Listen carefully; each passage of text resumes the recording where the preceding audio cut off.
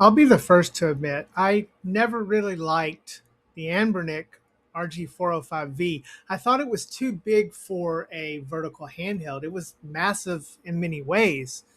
Then they released the 406V, and I warmed up to it. It had a sleeker form factor, was a little less thick, and had an improved screen, and just was a better overall handheld. But I still wasn't sold overall on the idea of a pretty massive vertical handheld. Well, today we're going to take a look at the next iteration with an even bigger screen and yet somehow a form factor that I find to be much more comfortable. That's right, we're going to take a look at Anbernic's 477V, the just released handheld. And while this is still a rather large vertical handheld, as you can see, I can hold it with one hand here, and it just has a shape and form factor that I find to be a lot better than previous iterations. Remember to hit that like button and subscribe so you never miss an episode of our content. But let's dive in and take a look at this 477V and find out, is this really the ultimate Game Boy?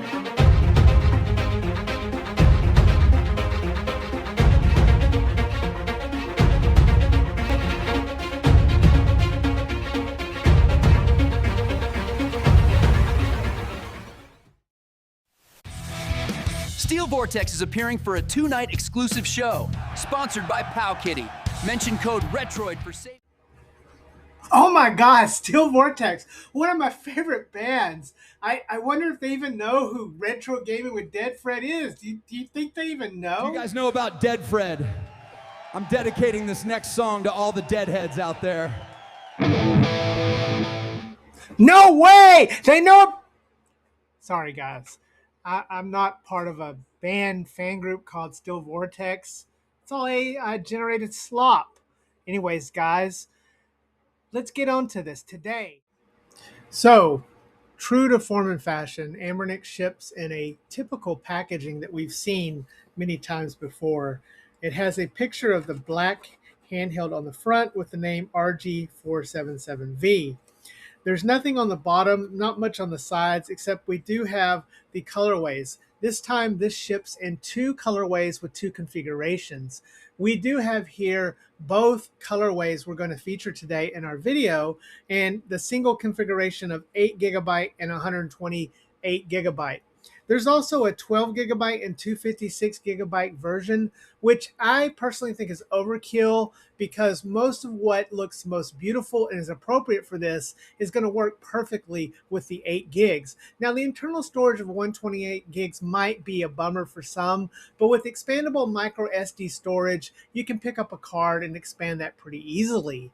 So, opening the box, we're going to take a look inside. And we have the handheld, and it's well packaged with a nice foam insert. We'll take it out of the way, and there's not much in here, which is okay. A minimalist approach for Anbernic. We do have a manual here, as usual. The manual is nothing super fancy. This is an Android-based handheld, so really not a lot here to look at. And then we have a USB-C cord.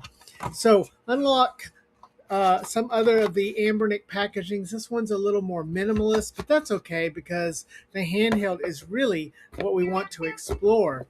But taking the handheld out and picking it up, the first thing I thought was, wow, this thing is svelte. It really feels good in the hands. I was really surprised because I knew it was going to be big, and I want you guys to know that from the camera and videos, you can't really get a great appreciation for just how nice this form factor is.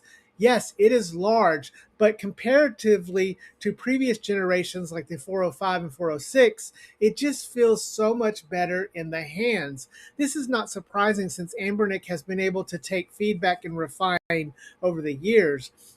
I tend to like a more flattened handheld, and that's what we have here. It still has a bit of a curve on the back with the butt humps, but overall, it is a pretty good form factor that just fits in the hands nice, feels really good to hold, is not overly heavy, and of course has that really good Anbernic build quality. going with the retro color here, I feel like this is a blown up, bigger version of the Battle XP G350. I remember first picking that up and how that felt to hold. And this is something similar, just bigger with that beautiful screen we've seen first on Anbernic's RG Slide, and further follow-ups, including the 477M, one of my favorite handhelds of last year. Moving on to the hardware and testing it out, and the buttons are the great typical buttons we've come to love from Anbernic. These are the buttons that I like. They are just about near perfect. They've got a great travel distance, a great feel to them that are glossy, and I like them quite a bit. Moving over to the D-pad, and the D-pad is a little different than some of the other D-pads I've seen on recent handhelds from Anbernic. I would say that it's a little larger than the D-pad that we have on the 477M. And I do like it in ways, but I really like the D-pad on the 477M. So it's kind of interesting that while the buttons have kind of been consistent along lines, the D-pad, they continue to kind of change a little bit. One of the things is on the 477M, we have this little bit of a grippy stuff. And then on this one, it's just sort of a matte, flat finish. I guess that kind of goes with the overall theme of the more flattened version of this handheld. Moving to the sticks, and we have those great sticks with replaceable caps. And yes, I put on other caps here. You can see I have the Magic X caps here because I like those quite a bit. But I also have the other Olden Portal type Thor caps, Olden Portal caps that also work here. It has a great range of motion. It feels good. It's clicky. And most importantly, it is in that configuration together that feels more like a retro handheld. This feels more like the PS2 controller with the two sticks together. And why I love my 477M, I've come to find out that putting these sticks closer together just gives a sense of nostalgia that maybe I can't get out of a horizontal handheld.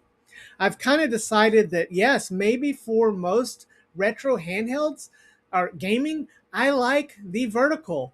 It's possibly because having everything under center and these sticks like this just brings everything together and kind of makes it great. And while I'm not going to give up my precious metal, I would not be opposed to seeing a metal version of this. I don't think we will, but I would love a metal version of this. But overall, let's go to the shoulder buttons. And the shoulder buttons are a little thin, and I was a little worried when I first saw those, but I do like those. It would have been nice if we could have gotten maybe a little bit bigger shoulder buttons on this, but they're not too bad. It would be nice if we could get some kind of analog, but on a vertical, I think that's kind of difficult to do. Maybe somebody will figure it out. Overall, the plastic feels nice. Everything feels nice. We now have light up buttons on the start and select, which is a nice touch. And yes, we have this glass front. Now, I know it's very divisive. A lot of people don't like it. There is smudging that can occur on this. I did have some smudges more on the black way than this one, but I like the glass myself. I think it's nice and classy, but I like metal. So your mileage may vary. But everything feels good on the hardware here. Looking around the sides, we have a volume rocker with our power button. No surprise there. On the bottom, we have a headphone jack with those bottom firing speakers.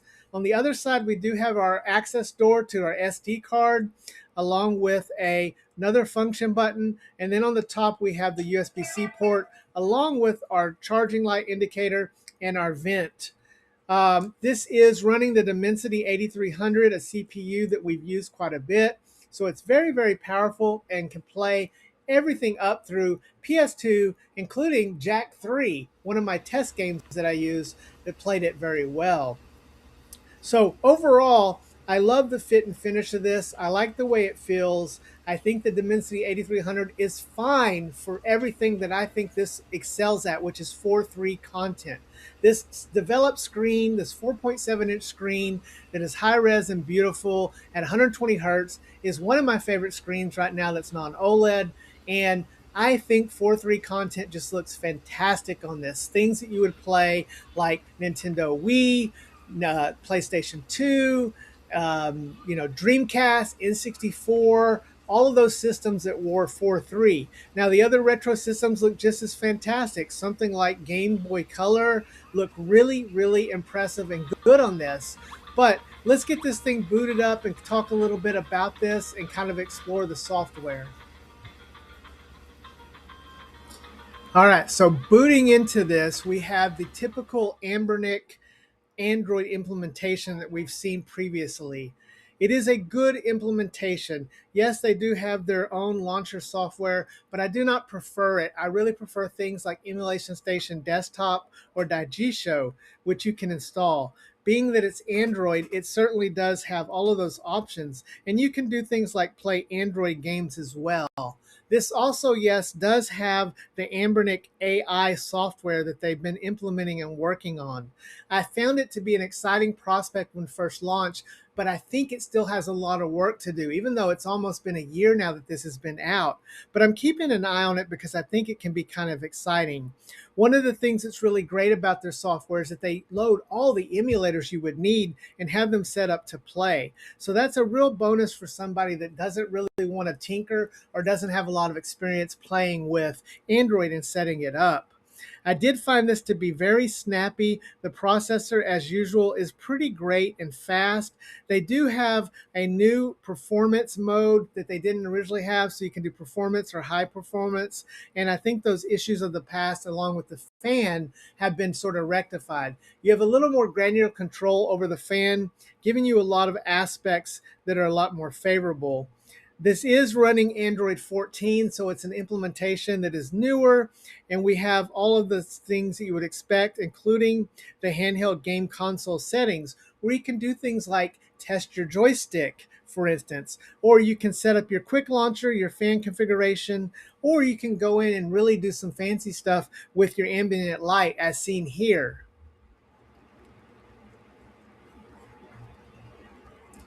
So yeah, getting your lighting control is pretty cool. We've seen this in previous versions. There is a lot of optimization here, especially set up as it goes. If you do try to update certain items, you might run into compatibility issues, but Anbernic has a decent record of updating their software. I did go and check to see if the software would update, but as it shipped to me, there was no updates available. Now, let's turn our attention to the overall experience here of playing games and talk about all of the awesome stuff. Again, with this particular screen being so suitable for 4.3 content, I want to really talk about PS2 and GameCube, which are two of the systems that I think are the most beautiful and brilliant on this overall handheld. Hey guys, sorry to interrupt the video, but I wanted to take a moment to talk to you about something that's very important to me, very important to everyone, and that's drinking water. Yes, clean drinking water. We got the opportunity to test out this pitcher from Epic Water Filters, a US born company that is setting the standard in water filtration for home. Yes, we can go out and buy plastic bottled water, but why waste all that extra plastic when you can use this at home? In fact, if you don't know this, some of the water out there can have so many terrible things in it, like arsenic, chlorine, fluoride, lead, mercury, things that your body doesn't need. So, if you're like me, you might want to try out one of these filters. We got a chance to test it, and I got to say, I'm mighty impressed. It's super simple to set up. You just put the filter in there, make sure it's attached, screwed on. You put water into the top part, let it seep through, do it 2 runs, and then you're ready to go. Once you go, you have a 90-day meter on top that helps remind you when the filter is ready to be changed. You can hit the link in the description to pick one up on Amazon if you want. And we found the water to taste delicious, and we also help save the environment. Even their packaging is 100% compostable. So again, check out the link to Epic Water Filters and check out, they also have some bottles and other items to help you drink more sustainably and better for our environment. Anyways, back to the show. So again, with this big, beautiful screen, I find that 4.3 content is the sweet spot. And with the Dimensity 8300 processor, games like Jack 3 run very well on the PlayStation, as you can see here, PlayStation 2 that is. We've used Jack 3 for a while to be our sort of test metric for whether something can truly play PS2. There are a lot of systems on my channel that we've looked at that can boot into PS2 and somewhat play it, but for the full PS2 experience, we're finally at that level once we reach the Dimensity 8300 or the Snapdragon 8 Gen 2 or better than that. So PS2 on this is awesome. Other games that I found to be really awesome are something like Psychonauts. It looks so beautiful on this screen and it's fun to play. Again, I think the vertical aspect, having the more PS2-like closed sticks and holding it in that form factor, just bring a nostalgia that I wasn't getting quite on my 477M, although I still love that.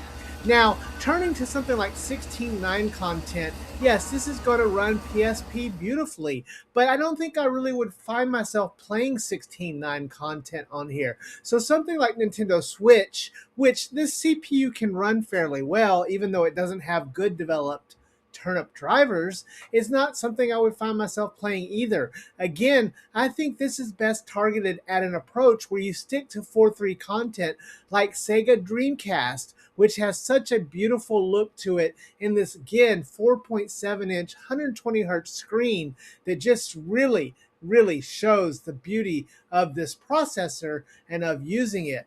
Now, the other aspect of this where it comes off really well is the power to use CRT shaders. So booting into something like Game Boy Color, which seems very basic and not needed this much power, actually does need this kind of power when you want to load fancy CRT shaders and filters and really give it that great awesome look that it can look. I found it to look really great. Again, the screen just seems to look different to my eyes in the vertical orientation, and I found it to be very pleasing. Perhaps it's just the fact that it looks like a Game Boy in this orientation.